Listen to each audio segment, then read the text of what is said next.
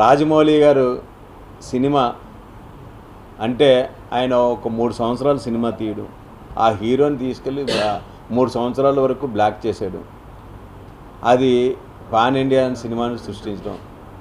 అలాగే ఆయన మన తెలుగు ఇండస్ట్రీని అంతర్జాతీయ స్థాయిలో తీసుకెళ్ళాడు. దాని వరకు ఓకే.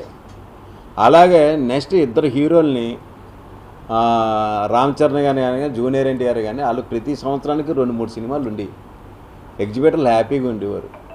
వాళ్ళని కూడా 3 సంవత్సరాలు బ్లాక్ చేసి RRR అని సినిమా చేసి ఆ విధంగా సినిమా ఇండస్ట్రీకి ఒక విధంగా రాజమౌళి గారు హీరోలందరికీ కూడా పాన్ ఇండియా అని చెప్పేసి ఒక్కొక్కరికి 100 కోట్లు 150 కోట్లు రెమ్యూనరేషన్లు ఇచ్చేసి ప్రతి హీరోల్ని కూడా ఆ విధంగా ఏ హీరో అయినా సరే, ఇప్పుడు చిన్న హీరోలు ఉన్నారు వాళ్ళకి ఫ్లాప్ అయిన సినిమాకి 7 కోట్లు తీసుకుంటే నెక్స్ట్ సినిమాకి 14 కోట్లు డిమాండ్ చేసి 14 కోట్లు ఇస్తున్నారు ప్రొడ్యూసర్లు.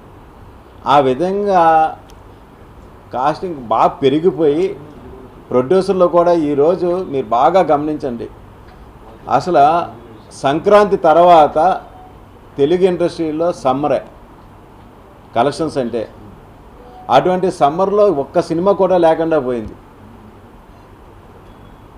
ప్రతి సినిమా కూడా.